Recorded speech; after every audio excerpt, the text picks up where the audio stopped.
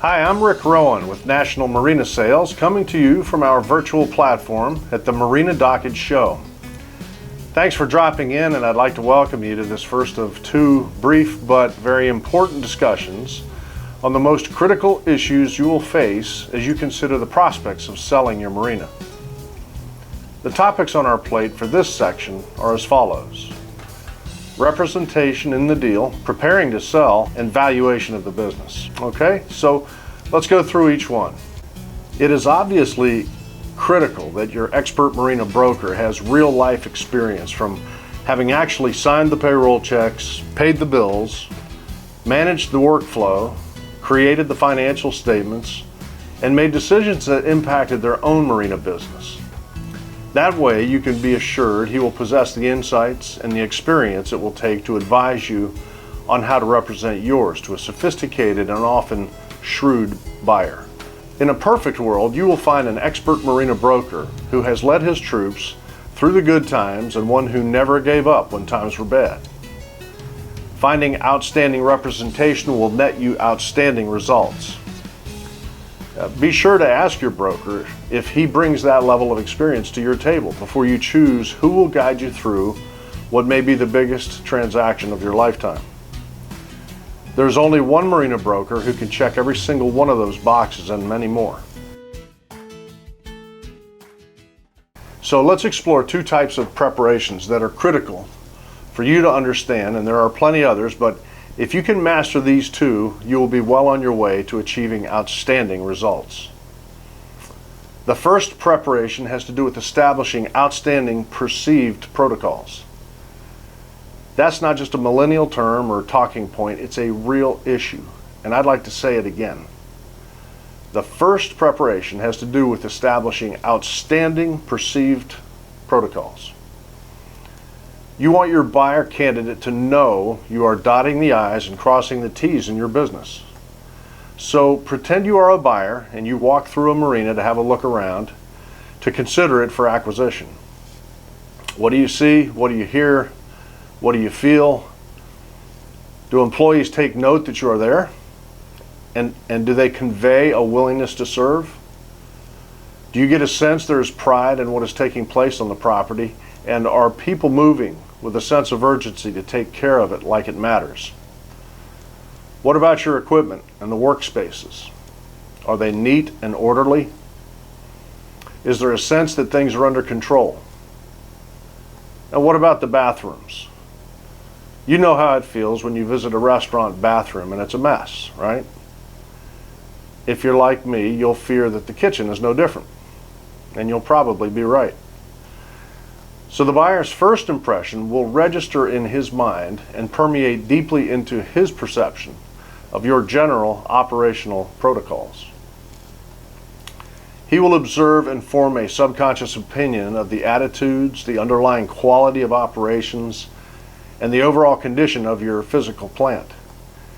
At each progressive level of due diligence where additional components of your operation are reviewed, the quality of protocols within the yard will govern your buyer's perception of whether the rest of the details have been handled correctly.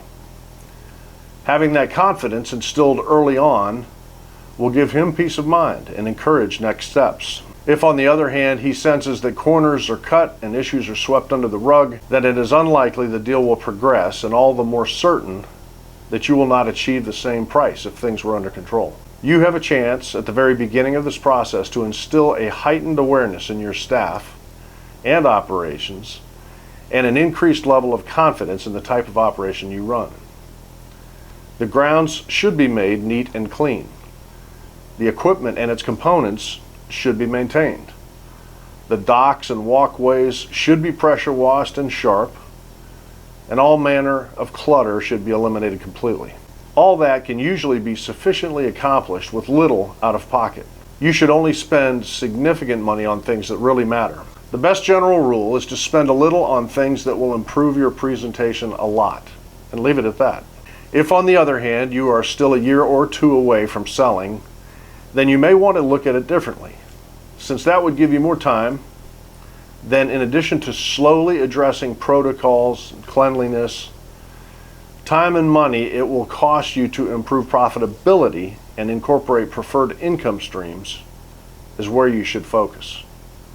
So for example, if you spent $150,000 expanding your wet slips to generate an additional net income of say $40,000, the value of your marina would increase by 500 grand.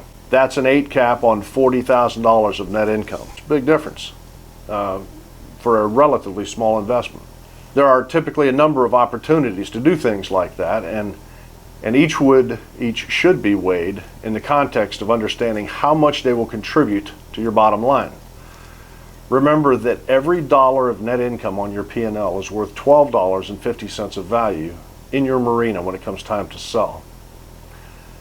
But in order for a buyer to pay top dollar for those, you will need to be able to show at least a year of evidence in your income statement that the numbers have actually improved. The second preparation is all about financial statements. And I'm not talking right now about the dollars and cents. That will come later. What I am talking about here is how you actually lay it out on a piece of paper. There are traditional ways to structure your profit and loss statement that buyers will appreciate. There are other approaches I've seen that serve to confuse buyers and often cause confusion that will only devalue the operation by making it harder for buyers to understand. A traditional job cost profit and loss statement will assign direct cost of goods sold to the revenues it produces. So what I mean is that for anything you purchase in order to sell it, like new boats, fuel, service technician billable hours, or parts, etc., there's a corresponding sale price that will hopefully leave enough room for a gross profit. We need to show that, and your expert marina broker needs to help you understand the details of how that works. If your historical financial statements do not recognize those items in that way, it will be difficult for buyers to assess compartmental profitability. In other words, what did I really earn from new boat sales, or how much did I make on service and parts?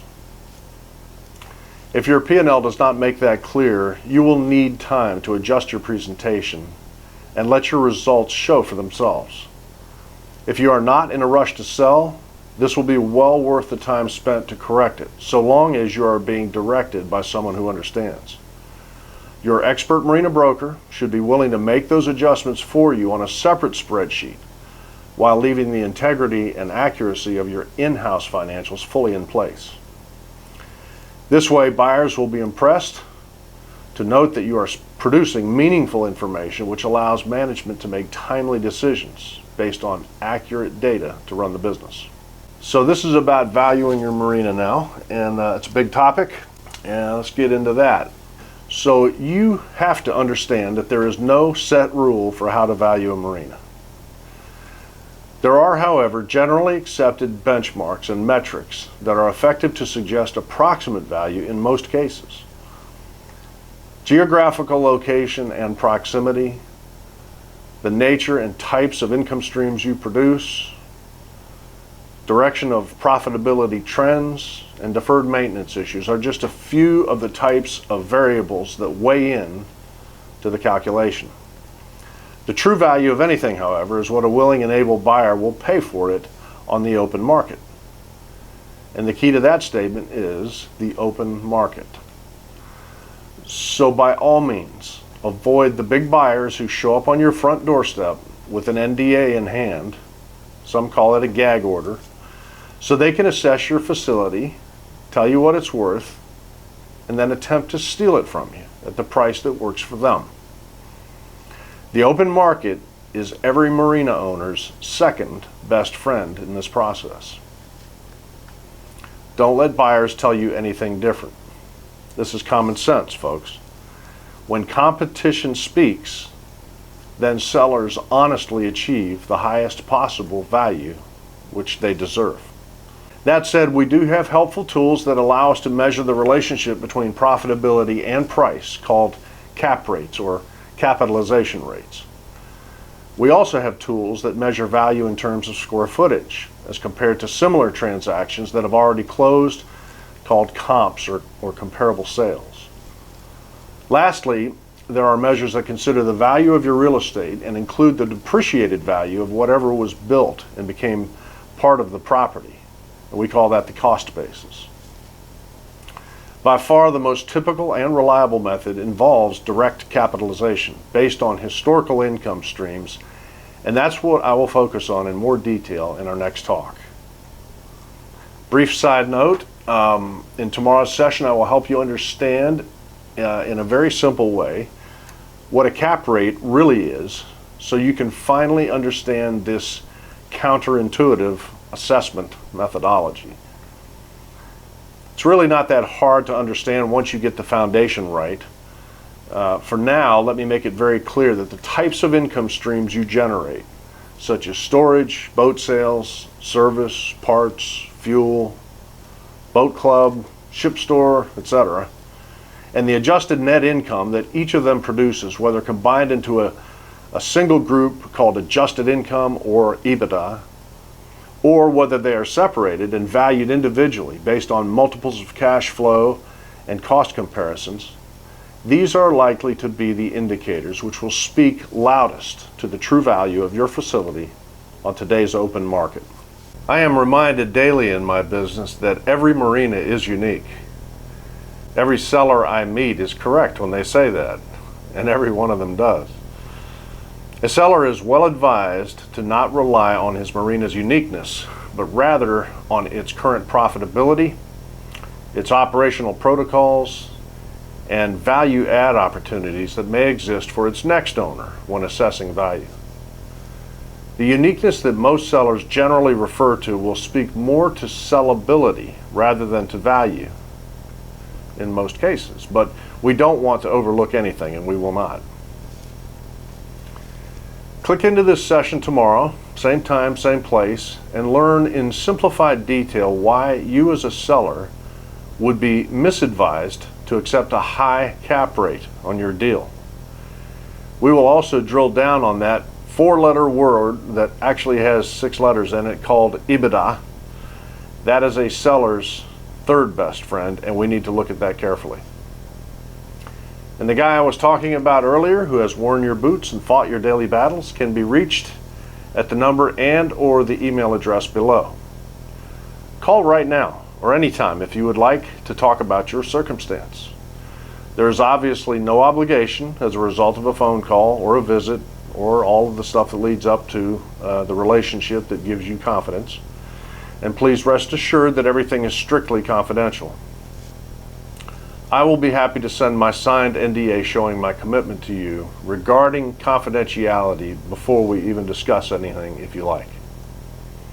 Thanks for watching. Hope to see you tomorrow. Same time, same place. I'm out.